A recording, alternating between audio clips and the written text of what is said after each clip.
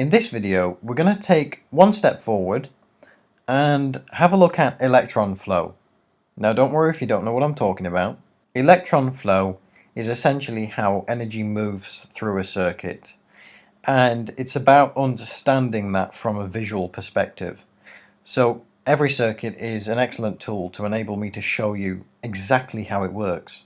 So in my circuit here that I've already set up, I've got a battery and I've got an LED, and I've done this to keep it very simple. I've set the power supply at 3 volts and the LED requires 3 volts. So think of this as a torch, just a simple torch with 2 AA batteries and 1 LED. It won't be a very bright torch, but that's not the point. So what is electron flow?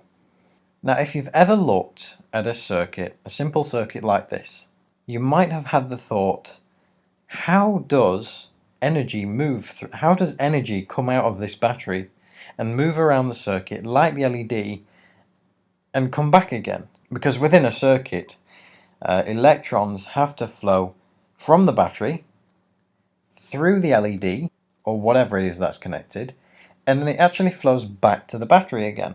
My thought was, I was very confused. My thought was, if the energy is coming from the battery and then going towards this LED, it's lighting that LED, so why does the energy need to go back into the battery again? And this is something I struggle to understand.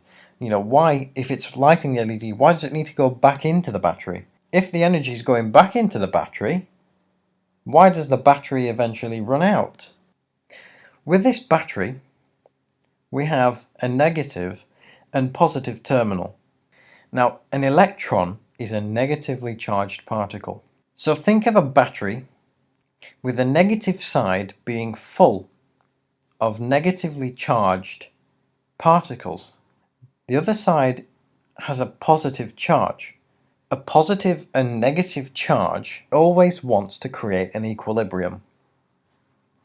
So a full battery will have all of its negatively charged electrons on one side, on the negative side, and on the other side of the battery will be all the positive charge. So what happens is, it's a chemical process. The negative side is separated from the positive side, so it cannot flow within the battery itself. So when you connect the battery into a circuit, those electrons then are able to flow out of the negative side and go over to the positive side. It always wants to balance out. They want to be zero charge. They want to be at zero. So these electrons naturally want to flow from the negative side, and it will even go through anything you put between it as long as it's conductive, and they will flow to the positive side. Now if you think of an empty battery, what's happened there is those electrons have come from the negative side and gone to the positive side. And when a battery is completely dead, i.e. you cannot get more energy from it, that means then that the number of electrons on this side is the same as the number of electrons on this side. Therefore there is no longer a positive and negative, because they're now at equal charge on both sides. So there's no reason for those electrons to move anymore. And if I click play, you can see this happen. All of the electrons come from the negative side, and they will run through anything you put in the way as long as it's conductive. So we've used an LED. These electrons flow through the LED, making it light. It uses energy, but then the electrons flow back into the positive side of the battery. Once all those electrons have moved from the negative side to the positive side, our battery is dead.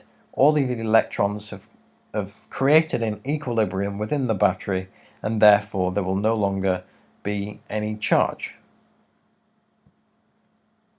The battery will be dead.